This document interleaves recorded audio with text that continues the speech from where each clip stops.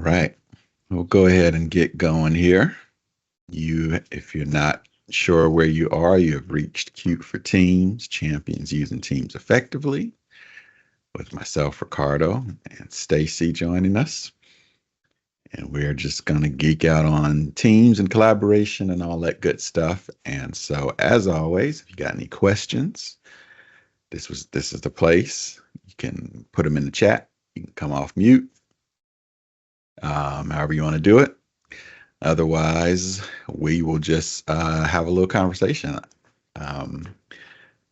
I was actually going to go through. I had happened to take a look at I don't know if you guys keep up with the what's new in Microsoft. Sometimes you're forced to keep up with it because it'll pop up in front of you when you're opening Teams and there's new updates and whatnot. But I was just taking a look at that, and there are some new updates that I thought were kind of interesting, maybe worth talking about. If you're on GCC, again, I don't know that all of these have rolled out there yet. And really, some of them may not even have rolled out to my tenant here, but we'll take a look and see. So let me find that. Yeah. So yeah, in fact, the list I'm looking at is the preview and targeted release. So you likely don't have it unless you're on a tenant where you have specified, give me the early stuff kind of thing. But I thought it might still be worth talking through. So let's see. Actually, I'm just going to skip around because the one that I had some big interest in. Where is that? Oh, no, not that. It was a preview of files. There we go. Let me make this bigger. Get a glimpse into files from the thumbnails. So you can see a file even before you open it. And in fact, I did check that is on my tenant here. So if you go through and find, that someone in a chat has put a file. I mean, we're used to seeing the little thumbnail, but now we're used to seeing the little icon, I should say, and this kind of little bar here. But now above that, having a thumbnail looks like it's just the first page of the document. But that I could see that being useful. And in fact, I think I saw one in this demo environment that was a Excel sheet. In fact, let me just try to add one and see what that looks like. So if I start a new post and I hit the plus to attach a file, and let's find a Excel doc like this guy. Yeah. So we're getting the first, in this case, first sheet or whatever. I mean, that could be useful, especially like if this had a chart in it or something, to see that there. So I like that. It's got a nice look to it. So yeah, you may or may not see this yet in your environment, but coming soon. So it's the small things sometimes. I mean, especially for if you're here, you're probably a big user of Teams, and so I'm hoping you appreciate these small features. At least I do.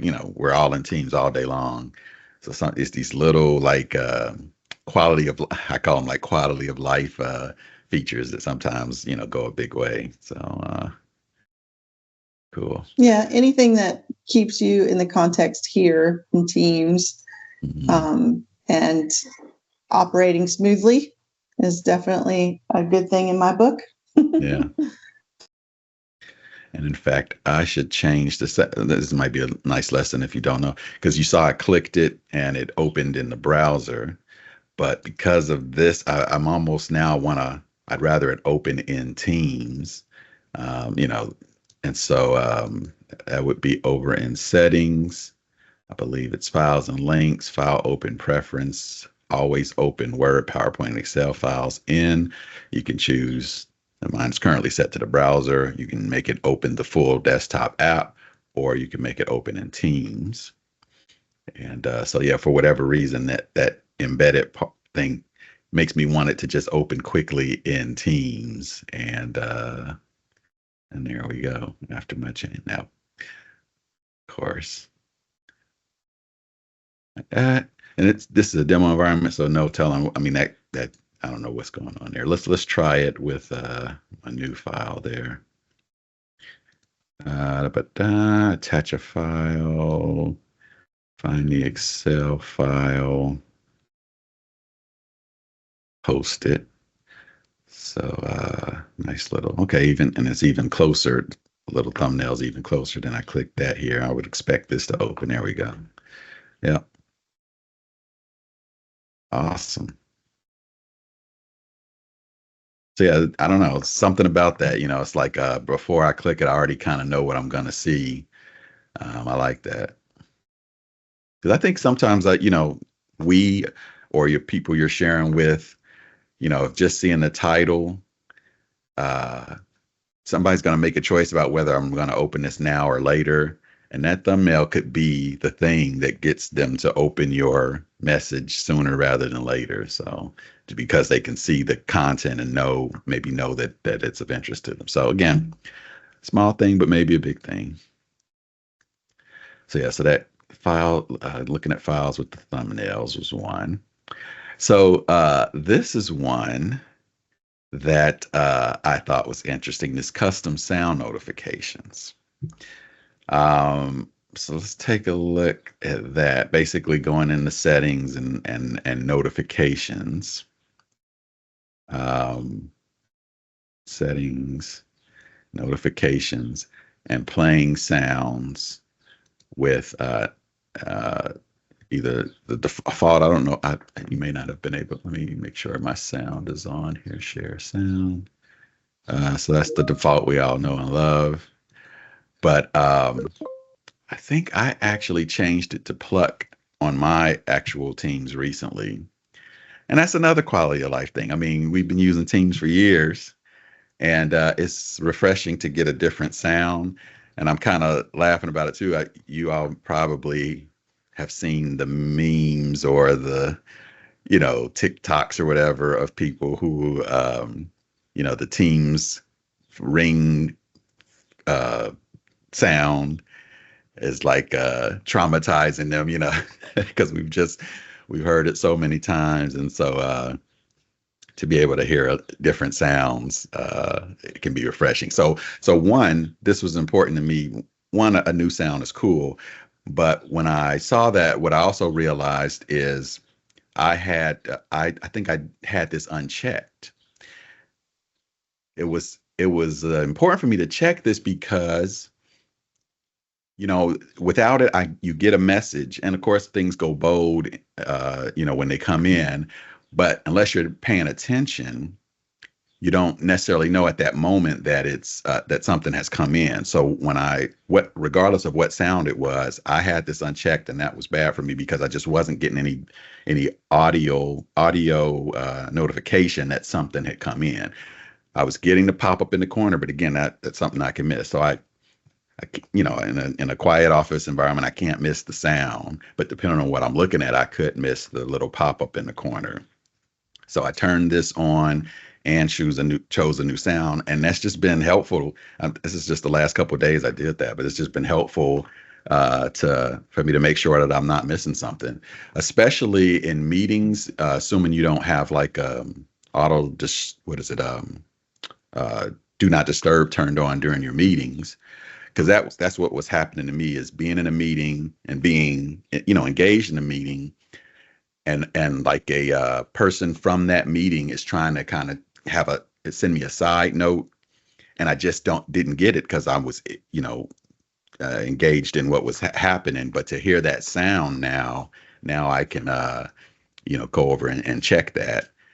So there was a couple messages that I missed by about 5 minutes, during a meeting, and 5 minutes by that point, whatever they were asking about is not relevant anymore, probably. So yeah, so again, a small feature, but for me, literally this week, it was I don't want to say game changing, but it was very useful for me to both Yeah. turn on the sounds of my notifications and to change it to a sound that was a little more refreshing or something my ears weren't used to and maybe potentially ignoring.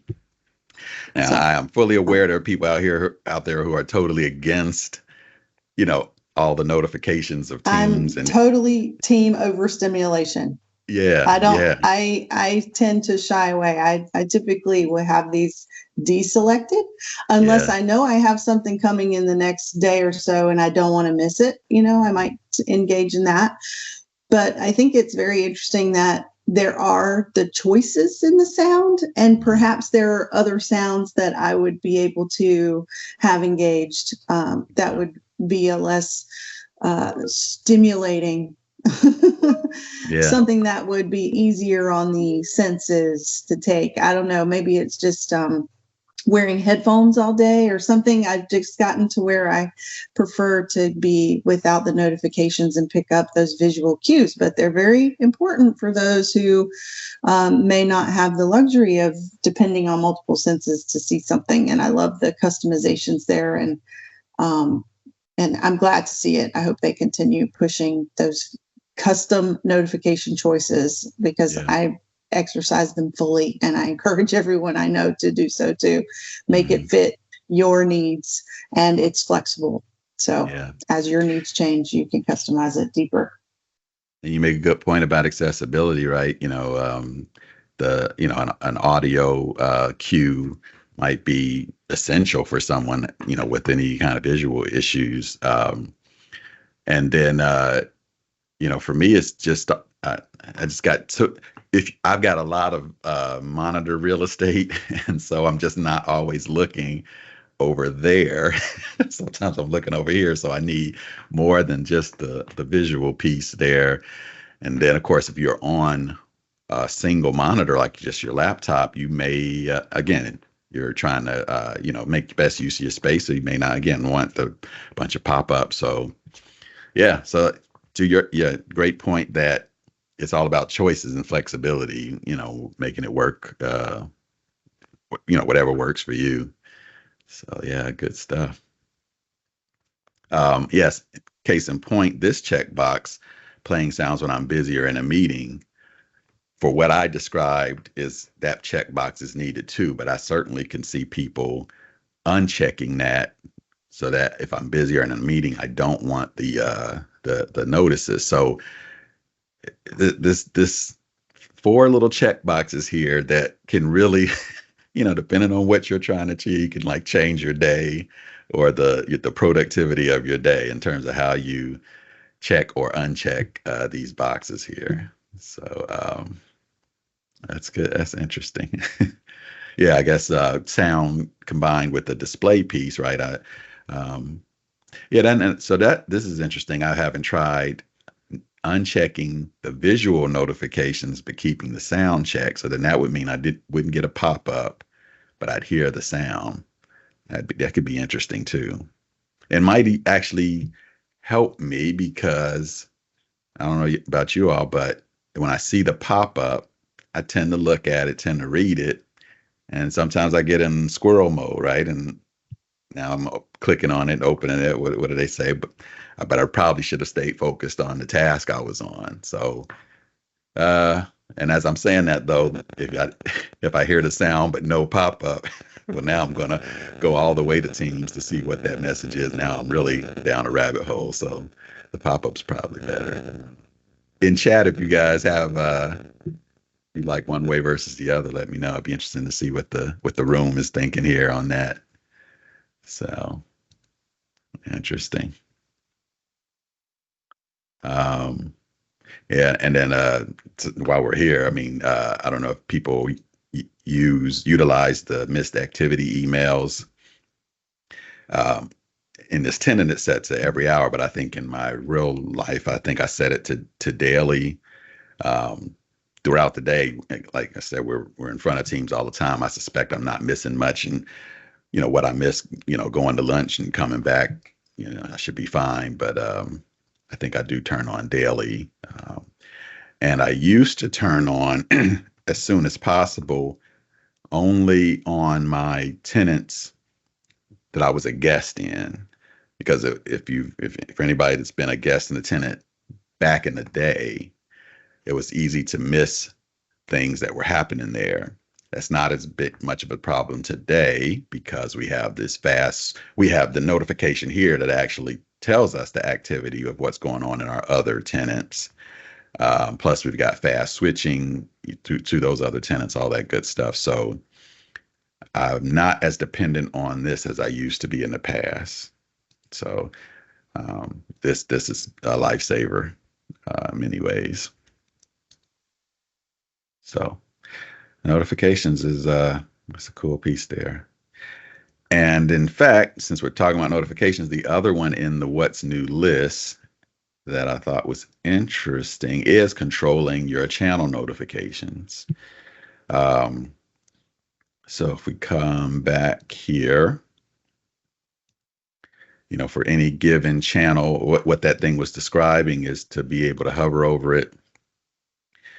Actually, I think this might have been described in two different parts of that, but hovering over it gives you some info about the channel itself, including, and this has no content. Let me go to this one here, including the last time the channel was had any activity, which can be useful, what it's about, all this good stuff. But we also have quick, easy access to the channel notifications piece. And so again, this is useful too. What I tend to do for, for channels that I want to keep up on, but I'm not necessarily active in, I will go with usually show and feed. I don't want to pop up for something that I'm not super active in, but I may want it in my feed. And I tend to keep this unchecked, including replies. So I'll get a notification about a new post, but if a big conversation starts about that post, I don't necessarily want notifications for everybody's reply. So I keep that off. When I do turn that on is an example like this guy. I actually want to, Daichi here has started a conversation about analysis strategy. I want to keep up on this conversation.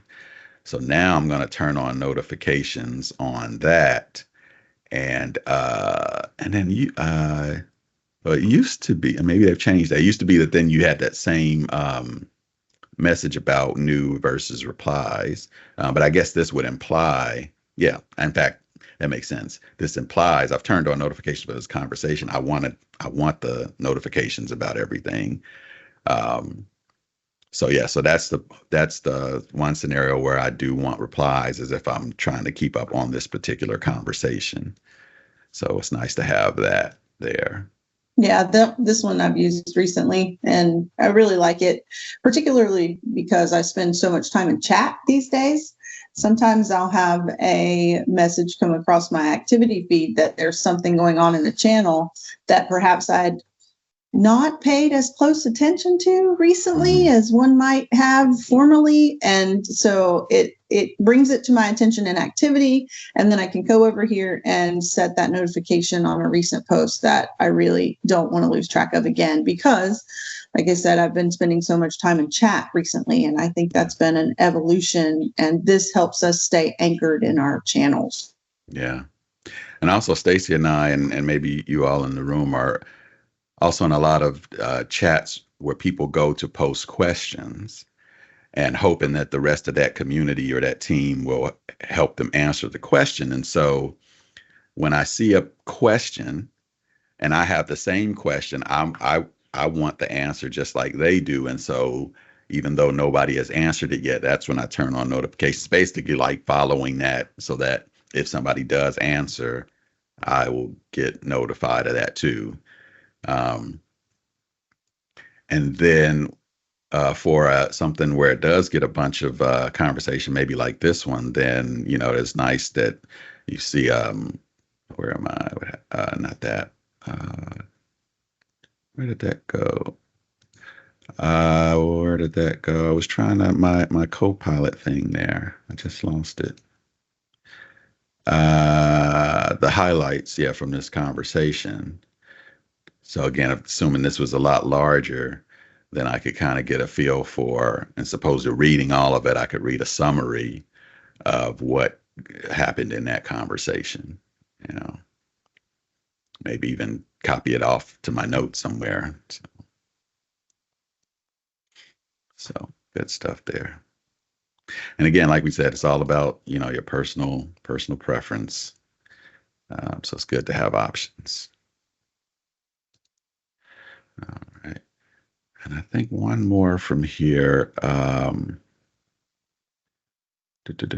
So we yeah, all the channel information all in one place. That was that hover thing, custom sound notifications. Uh, I think the other one that we haven't talked about, again, super small one, is the create and channels and teams with the plus symbol up at the top here. It used to be at the bottom.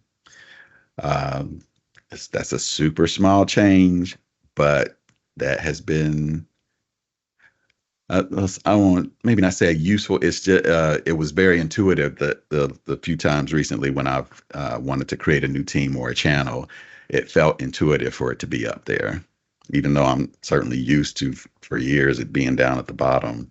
It was nice having it up there. So super small change, um, but useful. And I don't know if people have used the Discover, and that, this tendon isn't giving me much there, but Discover is kind of useful too if you're trying to catch up with what's going on.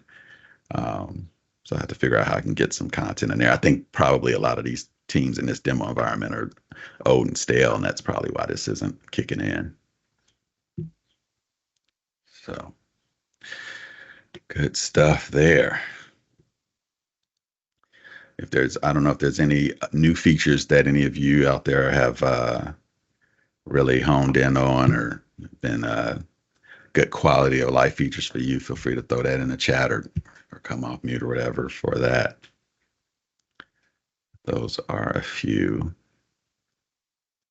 It did mention there, I'll go back about hidden channels. Let me see here. Where was that?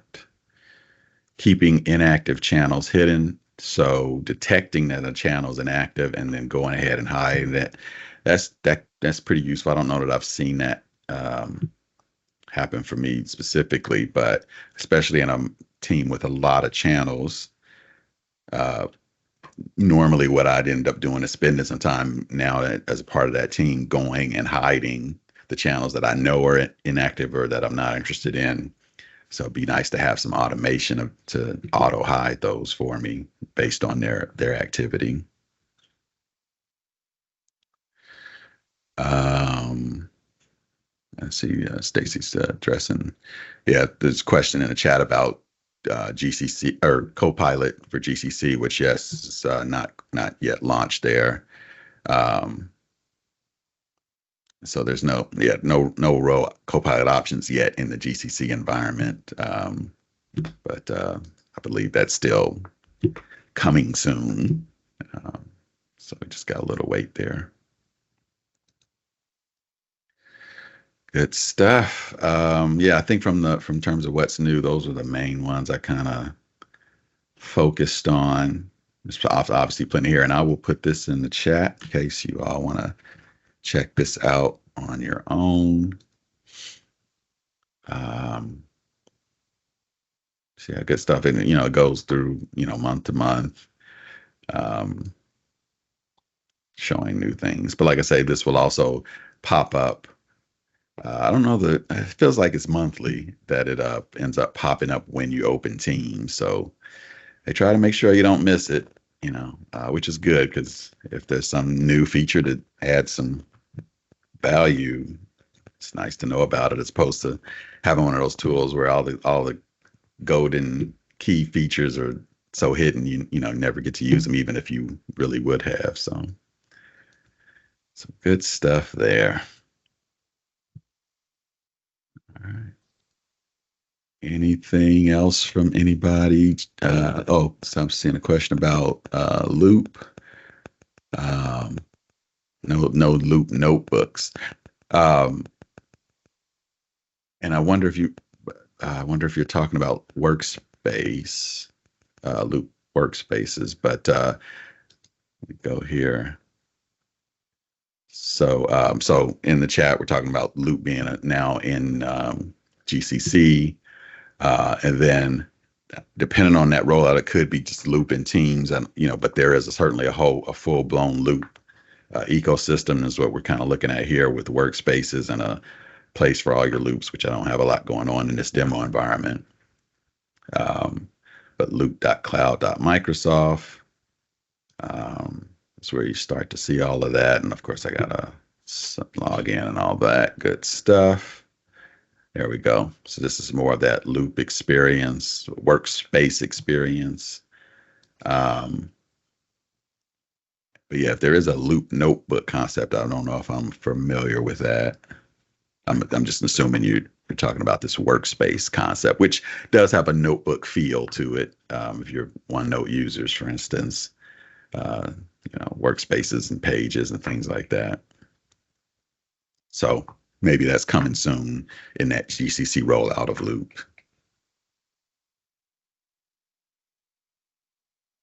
So, all right. Checking the chat here. Yep. So Loop's workspace. Yep. Workspaces. All right. Do Copilot or Loop use AI, which is not allowed at our work? I don't think Loop is dependent on the AI that we commonly think of today. I mean, it is by definition, it is a real-time collaboration component, a component that can be put in multiple places, and in all those places, people can interact with it. Yeah. So in terms of the AI that most people's governance is trying to govern, I don't know that Loop would fall into that, like a Copilot would, for instance.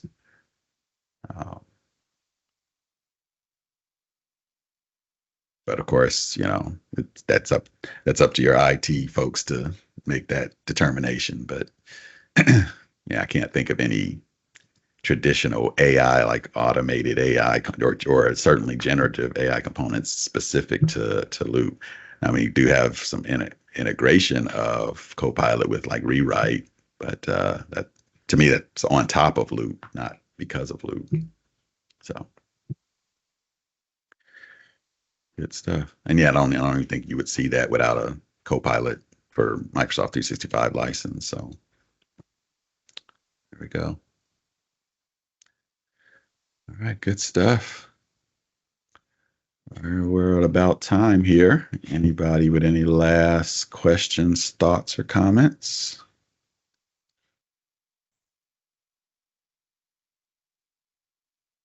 Very good.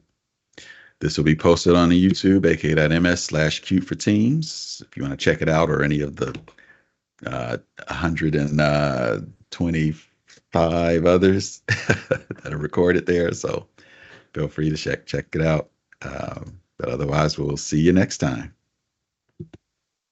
Thanks, Ricardo. Thanks all. Yep. Thanks, Stacy.